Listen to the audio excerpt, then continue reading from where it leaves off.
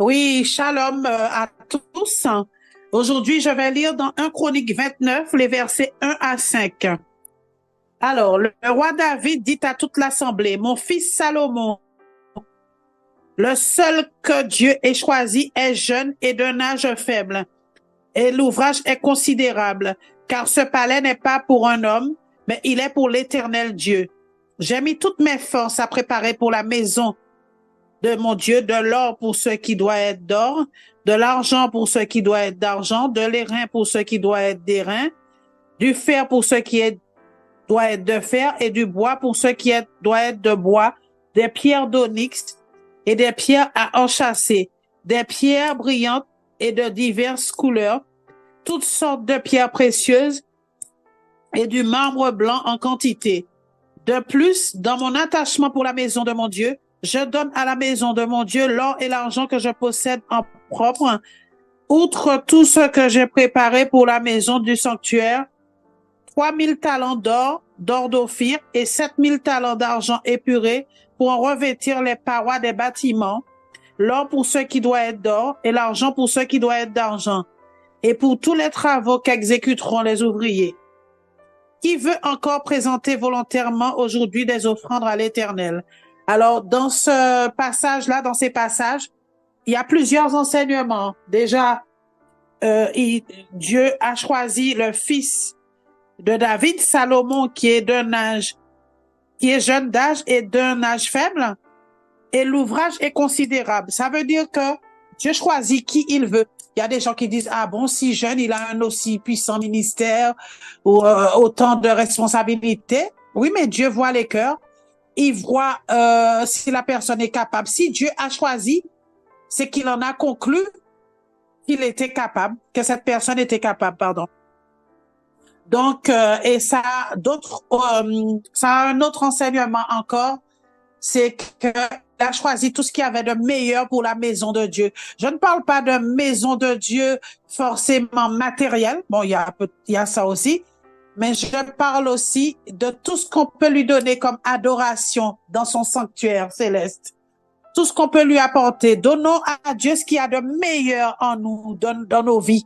Et très souvent, Dieu, il a les restes. Hein. Donc, examinons-nous parce que vraiment, Dieu mérite le meilleur. Et il a dit d'or pour ce qui doit être d'or, de bois. Donc, il a fait une différence quand même entre les différentes matières, les différentes, comment on peut appeler ça, les différentes pierres, les différents, enfin, on se comprend, les différentes pierres et les différentes matières, on va dire ça. Donc voilà, donc il y a beaucoup d'enseignements dans tous ces versets-là. Il y a l'enseignement de Dieu choisit qui il veut, quel que soit son âge, euh, ses origines, sa couleur de peau, ce qu'il pense, son niveau social. Non, non, non, non. Dieu ne voit pas comme nous, on voit. Nous jugeons avec nos yeux humains, mais Dieu y voit au-delà. Et le deuxième enseignement, je pense qu'il y en a encore plus, mais là, je vais m'arrêter à 2 pour aujourd'hui, c'est qu'on doit donner ce qu'il y a de meilleur vraiment à Dieu, à tous les niveaux, dans tous les domaines. Voilà, que Dieu vous bénisse par cet enseignement. Amen. Ok, merci beaucoup. Que Dieu soit loué. Je ne sais pas si ma voix va me permettre parce que j'étais beaucoup chargé avec le programme. Mais par la grâce du Seigneur, nous allons essayer de se battre.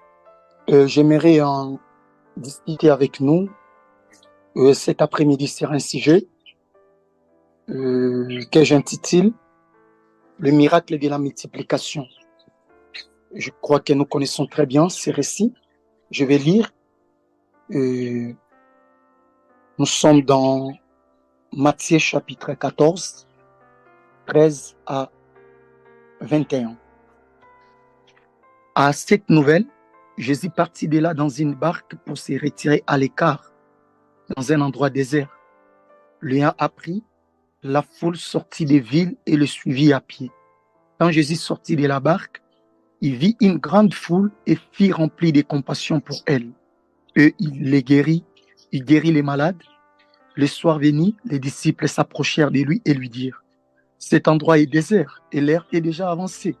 renvoie la foule afin qu'elle aille dans le village pour s'acheter des vivres. Jésus leur répondit, ils n'ont pas besoin de s'en aller, donnez-leur vous-même à manger. Mais ils lui dirent, nous n'avons ici que 5 pains et 2 poissons. Apportez-les-moi ici, leur dit Jésus.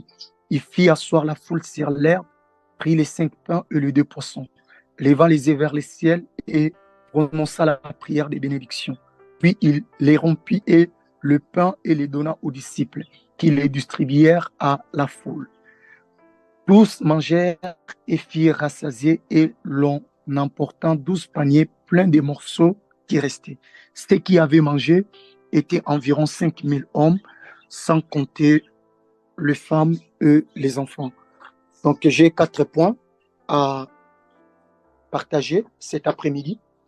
Premièrement, je vais essayer de donner quelques définitions par rapport à ces thématiques ou ces mots-clés miracles. Et en deuxième position, je vais parler sur quelques particularités de ces miracles, de la multiplication des pains. En troisième position, je parlerai sur les leçons avant les miracles. Donc, quelques leçons avant la manifestation de ces miracles. Et en quatrième position, si Dieu va nous permettre, je vais évoquer sur les leçons après les miracles. Donc, tout au long de mes dires, je vais simplement nous donner quelques leçons que nous pouvons retenir par rapport à ces miracles. Premièrement, par définition, un miracle, c'est quoi? Un miracle est une intervention surnaturelle de Dieu à une situation donnée. Donc, quand Dieu intervient d'une manière surnaturelle, c'est ça que nous appelons miracle. En deuxième position, le miracle, c'est lorsque la loi de la nature est suspendue par une action divine. Donc, c'est lorsque le Créateur stoppe un mouvement naturel et il initie quelque chose qui va au-delà de la compréhension humaine. Et en troisième définition que je peux étaler, le mot miracle signifie simplement ou étymologiquement chose surprenante et digne d'admiration.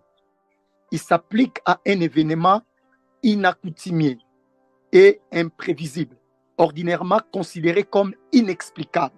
Donc, un miracle, ce n'est pas quelque chose qui s'est produit aujourd'hui, qui se répète demain.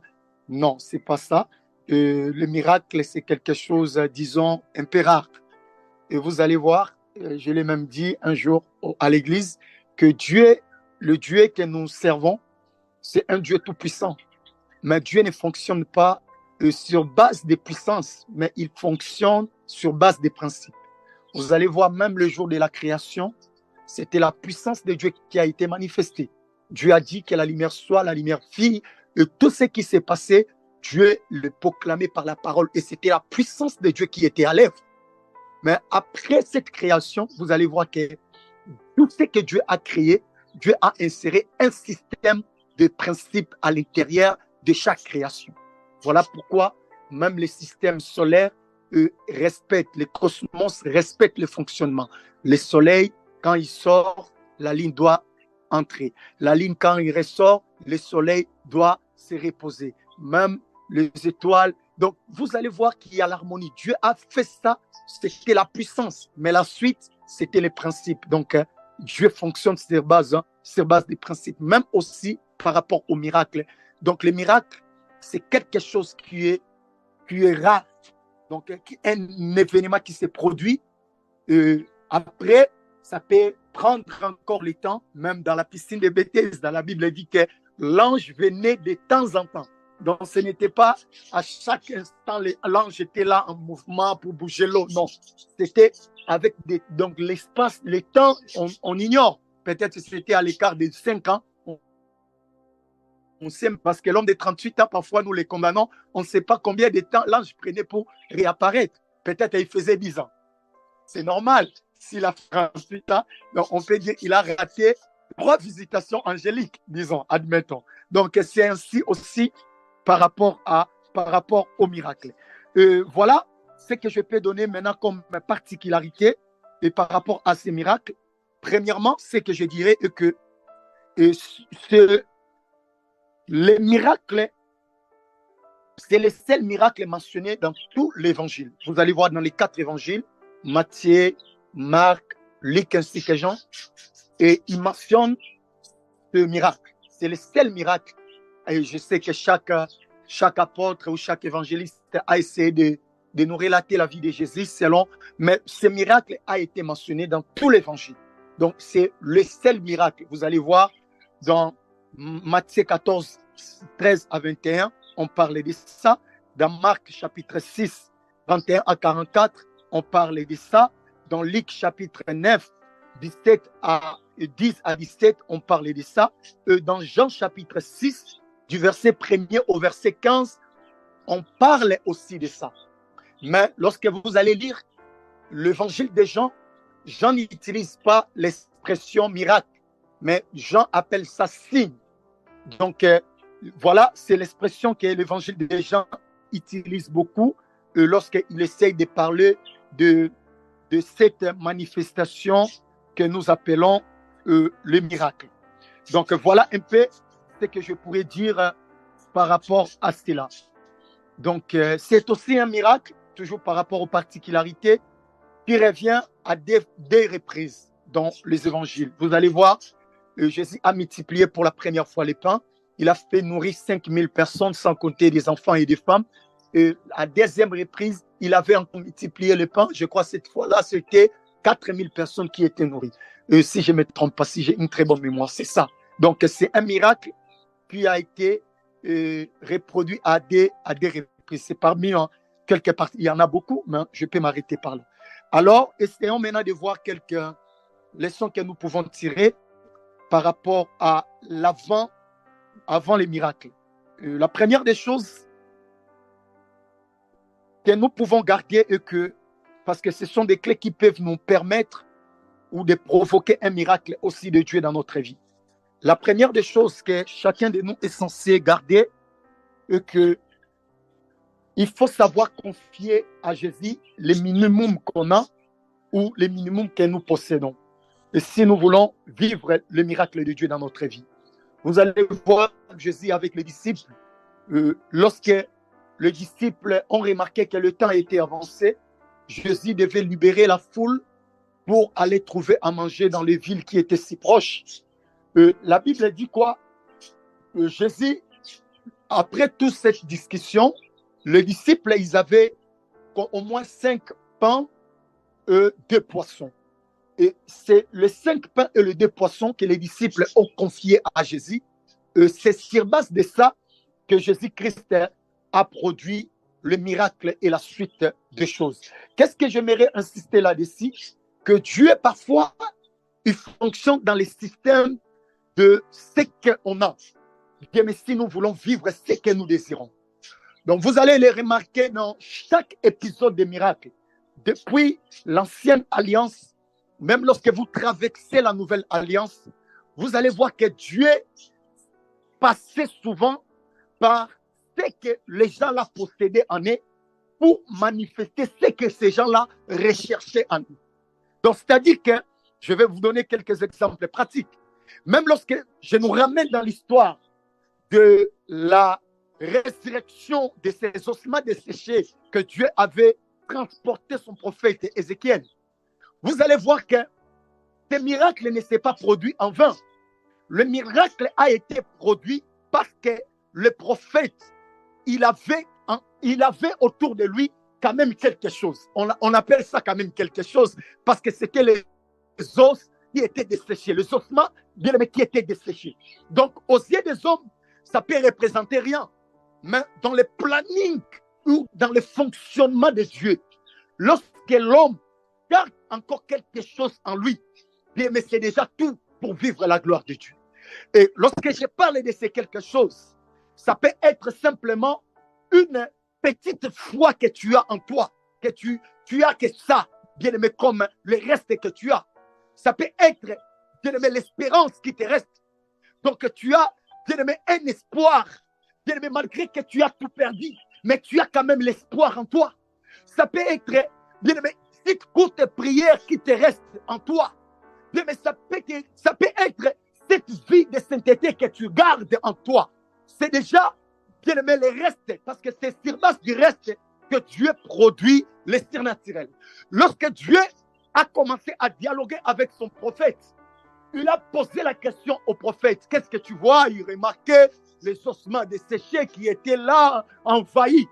Vous allez voir que lorsque l'homme de Dieu a commencé à parler, c'était les ossements desséchés qui commençaient à prendre la chair.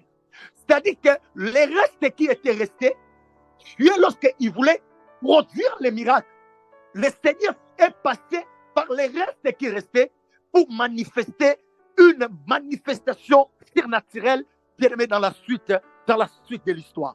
On peut aller aussi dans l'histoire des Bartimée, dans la Nouvelle Alliance, ou bien dans le Nouveau Testament.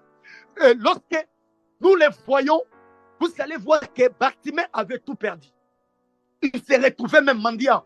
Il était aveugle. C'est les deux choses qu'on retient de lui. Il était un fils de Timée, un homme de renommée, son père.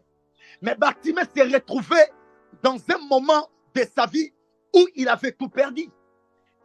Imaginons que Bartimée, c'était un homme marié. Et avec les femmes, parfois, c'est difficile de gérer certaines choses. La femme a vu que son mari, il n'était plus la même personne avant. Bartimée, la femme peut-être a décidé de se séparer de Bartimée parce que qu'est-ce qu'il peut faire avec une telle personne? Il laisse Bartimée seul. Imaginons qu'il avait des enfants. Les enfants ne supportaient même plus de rester attachés avec leur papa parce que la souffrance était dure. Mais même les enfants ont quitté Bartimée. Bartimée se retrouve dans la rue en train de mendier pour manger. Et qu'est-ce que la Bible nous dit? Lorsque Jésus sortait de Jéricho, parce que Jésus a fait des choses dans la ville de Jéricho. Dans son entrée, c'était pour Zachée, et pendant qu'il sortait, c'était pour Bartimée. Pendant que Jésus-Christ sortait de la ville, la Bible dit, ces mendiants aveugles, ils commençaient à crier, Fils de David, aie pitié de moi. Bien, mais c'est-à-dire quoi? Le diable avait tout volé dans la vie de Bartimée. Il avait pris les yeux, mais gloire soit rendue à l'Éternel. Parce qu'il est écrit que la foi vient par ce qu'on attend, ce n'est pas ce qu'on voit. C'est par ce qu'on attend que la foi vienne. Donc, Bartimée, malgré que le diable avait tout volé, mais il y avait quelque chose qui restait dans la vie de Bartimée. Et c'était dans les quelque chose là qui restait que le miracle de Dieu est passé, mais pour changer la destinée de Bartimée. Là, je suis en train de parler directement à une personne. Et parfois, bien aimé, nous pleurons beaucoup. Parfois, on se lamente beaucoup même devant la présence du Seigneur. Même Dieu, parfois, il s'étonne de nous. Parce que ce que toi, tu es en train de rechercher est caché, bien aimé, entre ce que tu as entre tes mains. Donc, c'est-à-dire que la petite chose là que tu minimises en toi, bien aimé, ça cache ta plus grande, bien aimé, gloire dans ta destinée. Donc, Bartimée, le fait, bien aimé, qu'il avait les oreilles pour entendre, bien, mais c'était tout pour Bartimée, pour qu'un nouveau départ, bien, mais soit annoncé dans l'histoire des Bartimée. J'aimerais te dire aussi cet après-midi, tout ce que vous manquez se trouve dans tout ce que vous disposez entre votre main. Donc, c'est-à-dire que Dieu, il passe toujours et il passera toujours par ce chemin, bien, mais pour accomplir des grandes choses dans la destinée de ses enfants. Regardons encore l'histoire de la transformation de l'eau en vin. La Bible dit que dans la fête, tout était chaos. Le marié s'est lamenté déjà parce que les invités étaient, vous connaissez très bien, quand les gens sont déjà emportés par cette influence des vins, ils ont toujours envie de continuer à boire. Et il est arrivé que pendant qu'ils avaient envie, tout commençait à être, bien aimé, dans les déclins. Qu'est-ce que Jésus a fait? Jésus s'est servi simplement de la vase et de l'eau qui était dans cette maison. Il n'est pas sorti hors de la maison. Donc, le peu qui restait, c'était inutile parce que la vase, c'était simplement pour la purification, et ainsi de suite. C'était quelque chose d'insignifiant devant les Juifs. Mais parfois, qu'est-ce qu'il est écrit? Dieu utilise des choses viles, des choses inutiles, Bien aimé, simplement pour confondre les sages et pour bien aimé, montrer à l'humanité que c'est lui qui a la gestion de toutes choses. Donc, parfois, bien aimé dans le Seigneur, si nous voulons vivre les grandes manifestations de Dieu, n'oublions jamais qu'avec l'épée que nous disposons entre nos mains, le Seigneur peut passer par là pour transformer et pour changer, afin que son nom soit glorifié. Je peux nous ramener encore dans l'Ancien Testament. Lorsque nous sommes dans des rois, en lisant l'histoire, vous allez voir, il y avait une femme qui avait son mari était un fils de prophète. Donc, c'est-à-dire que son mari était un serviteur, était un prophète, mais il avait des dettes. En mourant, il est parti, il a laissé les dettes. Et les créanciers commençaient à chaque instant venir menacer la femme. La femme était presque au bout de sa vie. Quand il a rencontré Élisée, qu'est-ce qu'Élisée a dit? C'est seulement l'épée que la femme avait. C'est sur base de ça que le miracle s'est produit. Même avec Élie, avec la veuve de Sarepta, c'était avec le peu de farine et d'huile que la femme possédait que Dieu a fait enfin que rien ne manque dans cette maison. Donc, c'est-à-dire que le peu que tu as, bien aimé, ne le minimise pas. Peut-être que c'est simplement la prière qui te reste. Peut-être que c'est simplement, je ne sais pas, ton bon cœur là qui te reste. C'est ça le peu que tu as. Sache-le très bien que tu passeras par là pour multiplier quelque chose dans ta destinée. Je vais nous donner la deuxième des choses et puis je vais m'arrêter par là. Si nous voulons nous aussi vivre ces miracles de la multiplication dans notre vie, nous devons faire confiance à la parole de Christ. Vous voyez, lorsque Jésus a parlé, vous allez voir ça dans Jean, Matthieu, là où on venait de lire. Lorsque Jésus a parlé, il a demandé à ses disciples, ramenez-moi ça. Admettons maintenant que c'était toi et moi. 5000 hommes, sans compter les femmes. On sait que s'il y a des hommes, des femmes, surtout les femmes aiment beaucoup les enfants. Il peut y avoir, regardez à l'époque, imaginez les familles comme les familles de Jacob. Une famille qui a au moins 12 ou 13 enfants. Donc, imaginons maintenant ces genres de familles. Donc, avec 5000 hommes et une telle famille, regardez combien de hommes seront dans cette foule-là qu'on parle de la foule. Mais quand Jésus a dit aux disciples, amenez-moi les 5 pains et les 2 poissons. Qu'est-ce que les disciples ont fait? Ils ont simplement fait confiance à la parole du Seigneur. Ils ont ramené. Donc, bien aimé, si nous voulons vivre aussi, la seule chose à faire, c'est de faire confiance à la parole de l'Éternel. Il n'y a pas de multiplication du pain sans, bien aimé, l'obéissance ou la confiance à la parole de Dieu. J'aime beaucoup la réaction d'Ésaü. Lorsque Jacob avait volé tout, il a volé les droits des nains, il a pris la bénédiction. Pendant les pleurs d'Ésaü, vous allez lire, pendant qu'il plairait, il a dit qu'il est parti avec la bénédiction. Mais quand vous regardez dans la vie réelle comme ça, c'était Ésaü qui était resté dans la maison de son père, dans la maison d'Isaac. C'est dans la maison d'Isaac qu'il y avait les bétails. C'est dans la maison d'Isaac qu'il y avait les serviteurs d'Isaac. C'est dans la maison d'Isaac qu'il y avait toutes les bénédictions matérielles d'Isaac. Mais un homme qui partait au nom de Jacob, il est parti avec la bénédiction parce que Ésaü savait les principes de la parole. Parce que nous, parfois, nous minimisons la puissance de la parole. Ésaü connaissait que Jacob, en partant, il est parti avec la parole. Parce que c'est la parole qui peut produire tout ce que nous recherchons. Il savait que la parole que Jacob, il avait que la parole avec les bâtons. Pendant qu'il partait, il avait que la parole et les bâtons. Donc, c'est-à-dire que Ésaü, pendant qu'il plairait, il a dit, il est parti avec la bénédiction. Donc, c'est-à-dire la parole, bien, mais ça cache tout. Tout ce dont nous recherchons, Dieu nous les donnera, bien aimé, sur base de la parole. Et j'aime beaucoup plus le fonctionnement des sociétés. Très souvent, dans les sociétés, la seule chose qui circule très souvent, c'est des papiers et des signatures. Parfois, on ne voit pas l'argent. Et on voit qu'il y a des papiers sillonnés, des papiers circulés, mais c'est lui qui maîtrise les choses. Il sait très bien que ces papiers-là qui sillonnent, c'est les papiers dans l'œil de l'homme qui ne maîtrise pas la chose. Mais ceux-là qui maîtrisent la chose, ils ne voient pas les papiers. Ces papiers et ces signatures qui sillonnent, ça cache tout ce dont l'homme recherche sur la terre. Donc, c'est-à-dire que c'est de même dans les principes de la parole. Bien, mais quand tu maîtrises la parole, tu connais l'importance de la parole de Dieu. Quand tu fais confiance à la parole de Dieu, bien, mais tu auras tout ce dont tu en as besoin. Ça peut sembler, bien aimé, rien est néant aux yeux des hommes. Mais nous étant porteurs de la parole de Dieu, bien aimé, étant enfants de Dieu, nous sommes dans l'obligation de comprendre l'importance de la parole. Parce que le miracle se produira dans nos vies, bien aimé, sur ces principes, bien aimé, lorsque nous mettons notre confiance à la parole du Maître.